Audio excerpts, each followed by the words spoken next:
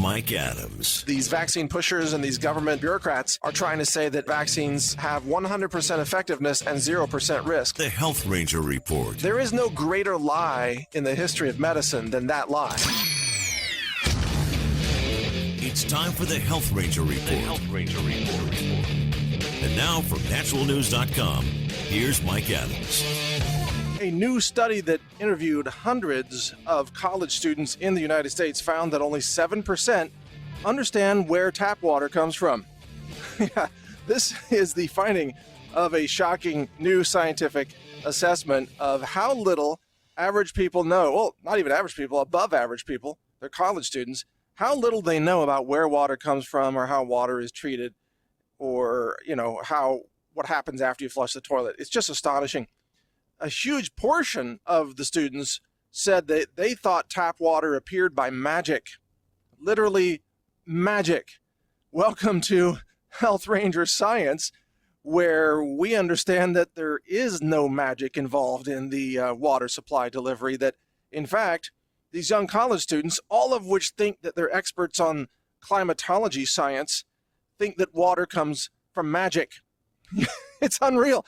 Yeah, these are the same kids that think that they have a monopoly on science and that they are absolutely correct about climate science and that climate change is real and they know all about the science because they've been propagandized by the scientific establishment, which is made up of just complete liars, fabricated software models for climatology, intellectual dishonesty, total lack of scientific ethics in the whole global warming con. And these students think they understand science, yet they can't explain where water comes from. So where does water come from, really? The thing that most of the students forgot is they were asked to diagram, to sort of draw out just a flow of where water comes from and where it goes. And in their little charts or drawings, they forgot to draw wastewater treatment centers. And they forgot to draw incoming water treatment plants.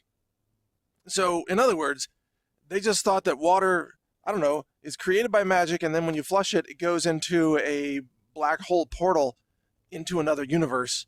Maybe that's the universe that the magic works in to bring back the water somehow. They don't even know. That's what's so hilarious about this. So they forgot to draw the wastewater treatment plant, so they don't understand that what you flush down the toilet becomes the drinking water for the next town down the river. They don't understand that if you take a lot of pharmaceutical drugs, that you are contaminating the water supply.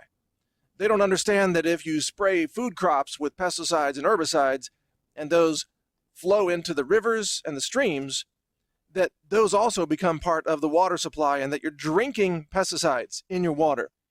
I'm a scientist. I founded a laboratory called CWC Labs. And in that lab, we have a mass spec time of flight instrument. We do what's called a LC-MS-TOF analysis, LC being liquid chromatography combined with mass spec. And one day I had a reader that sent me a water sample from the tap of a VA hospital on the East Coast. I think it was in Virginia.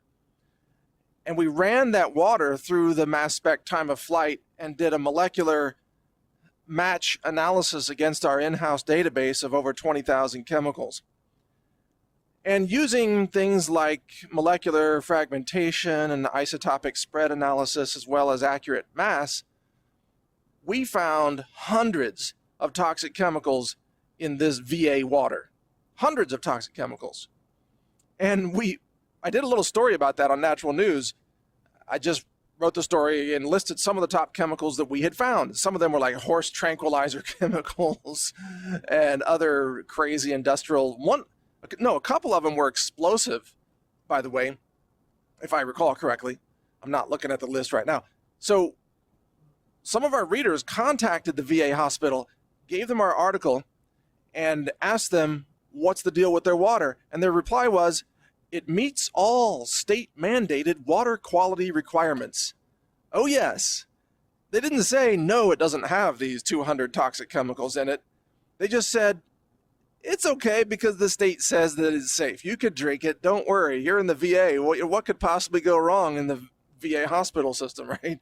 Which is which has become, an insult to veterans all across America. The way they're treated in the VA hospital system, it's just inexcusably awful. So, and that's just one example.